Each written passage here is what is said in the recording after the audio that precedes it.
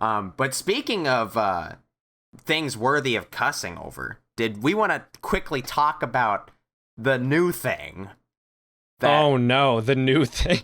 Yeah, I mean, this episode we wanted to mostly talk about ourselves and our creative past, but this is so new and fresh that it's like pretty good time to talk about it. So let's dive in. Now, obviously, I don't know how this is going to work on, well, actually, by the time we get this podcast up on any other platform, it'll already be out, so it's not really spoiler. But anybody who's watching now, we'll put a timestamp inside the description to skip past if you do not want spoilers. But we're going to go, like, just not even care about spoilers for Jurassic World Dominion right now, because there's been the leaks. First, it was the... well, if you still care about spoilers, then that's on you. Yeah. So, your last chance is right now. 3, 2, Final 1. warning. Okay, we're spoiling stuff now. So the Giga kills Rexy, and then they clone Rexy for a revenge arc, probably, maybe. I hope so. That was when we first found out about this. There was a picture. Our friend Eric actually showed us one picture of the Moros next to the Giga's mouth or something, and it was all feathered and everything. But then our friend Eric was like describing the scene to us like textually, like he was reading some text. Yeah, there was like a text leak or a script leak or just a synopsis leak. I don't really know. Yeah. We just got it from him. he was reading it off to us, and he got to the point where like we were already freaking out about the fact that all these different, he listed off the dinosaurs that were in there. The first thing he says is that, well, it takes place in the Cretaceous, like in a specific time and place, 65 million years ago. Yeah, specifically 65 million years ago. But you see the freaking African trees, which is like it looks like the savannah. It really does. And you've the full, we don't see everything in the clips that are out yet, but the full list was like Dreadnoughtus, Iguanodon, Pseudoceratops, Oviraptor, Pets. and then of course Giga and T-Rex and Moros and just basically a bunch of things that didn't live together.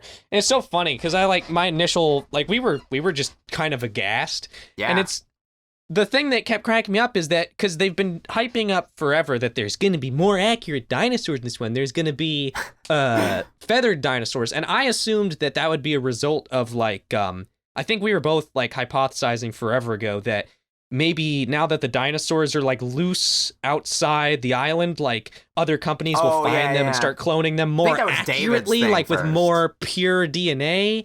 Or something like that. That was like our excuse that we were assuming they were going to use to have more accurate, like feathered raptors and things. And then sure enough, no, it's just because there's a random throwaway scene at the beginning that takes place in the Cretaceous. And just ever since we heard that there were going to be feathered dinosaurs, I'd been waiting to see how they were going to fuck that up. Or not. I mean, I wasn't completely pessimistic, but I was mostly pessimistic. And I was all worried about the designs. We were not expecting it to be great. We were kind of prepared for it to be bad. Yeah. But then you phrased it so perfectly. Yeah, I was like, I've spent all this time worrying about the way the designs were going to look. I never even considered that they'd be stupid enough in a Jurassic Park movie to put a bunch of things that didn't live in the same time or place in one scene that takes place in the Mesozoic. Like, this is a new Land Before Time level construction of world building that I had not anticipated. It was and like a fuck up, I get that these movies have never been accurate. There's always been massive deviations from the fossils and such, but like the first movie, with the exception of like the size of the raptors and the embellishments on the Dilophosaurus, like it's mostly more so just out of date than it is like horribly inaccurate for the time.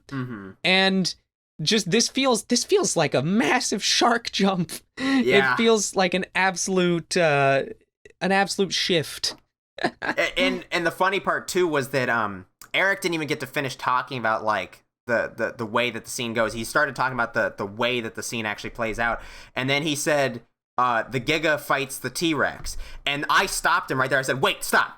Let me guess. The Giga wins." And he said, "Yes." And I said, "Okay, I'm calling it right now. At the end of the movie, Rexy's killing the Giga. That's how the movie's going to end." And because we see the mosquito land, so technically that is Rexy. Rexy is a clone of this exact T-Rex, and she's going to get a revenge arc on a new random Giga or the same Giga that's been frozen in ice? I have no fucking idea. I wouldn't be surprised. There's no fucking way that they're gonna have another big theropod kill a dinosaur, especially or T-Rex, especially Rexy above all, and then not have her get revenge at the end. Like, I called it a revenge arc, but Gibson had a good point. He's like, it's not a revenge arc, Aiden. It's just gonna be a big empty bit in the middle. It's just the beginning and an end, and that's probably there's what gonna it is be gonna no be. arc. It's not gonna be an arc. It's gonna be a setup and a payoff without anything in the middle. Probably. Honestly, I don't know if it'd be better or worse if the movie was legitimately focused on Rexy, like hunting her down. If the movie was ridiculously stupid and anthropomorphized and like hard committed to a superhuman revenge arc, like literally John Wick with dinosaurs, that would be amazing. In the worst way. I mean, it'd be horrible, but it'd be amazing. Either way, for me at this point, I'm like, obviously, disclaimer, I know that the rest of this movie could be legitimately amazing.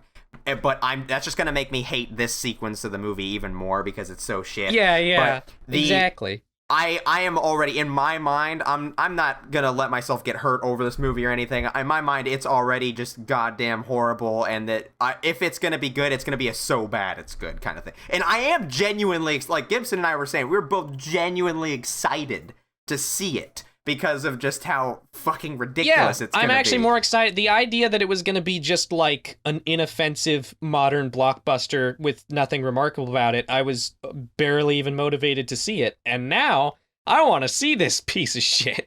Like, if it goes this off the wall, then I'm up for it. Cause like, yeah, I mean, I enjoyed the hell out of Fallen Kingdom, because I was literally laughing at it. Like it's easily the worst movie in the franchise thus far. That's saying something considering number 3 exists. And I like number 3, but then again, I also acknowledge that it's probably not the best. It's not. It's got specialness. But yeah, no, I was laughing my ass off at Fallen Kingdom when I saw it like super late, and I finally watched it while I was like slightly high on stuff from the dentist's office because I just had my wisdom teeth taken out, so I was like sort of drugged. And I was just sitting in a haze, just you were just having the best experience stupidity possible. It was like, yeah, it was like a Scooby-Doo episode, man. I forgot that you were great. You were all fucked up from the drugs, because that makes even more sense why you loved it so much. Yes. I remember just cheering on the Stiggy Moloch as it just needlessly destroyed walls and things. Oh my god. They're alive, like me. Let's not start talking about that fucking movie now. To be clear, it's a bad movie. Yeah. To be clear, I was laughing at it, just in case anyone's wondering. Yeah. Yeah, brief history of my history with the movies. I think Jurassic Park's really good. I think The Lost World is whatever. I think the third one's funny and nostalgic, but pretty bad. I think the fourth one's really solid. And the fifth one is fucking hilarious. So there you go. Just in case you were curious, in case you need background. Pretty much the exact same, except I do genuinely like 3 a little bit more than he does, although I'm not like objectively ranking it higher. I think I like it just as much as you do, honestly. Okay. I just acknowledge it's bad. Yeah, and so it's pretty much the exact same then. But yeah, we should probably move on from that. Yeah. But we can talk more about it when it comes out, or when there's a trailer. But in case you guys are interested, that's our current events section of this podcast. Yes, very official. It's more like taking a whiff of the fucking cow manure over the fence. It's not really. Yes, it is. Christ. It's the leftover excrement from Colin Trevorrow. It's an assault on the senses.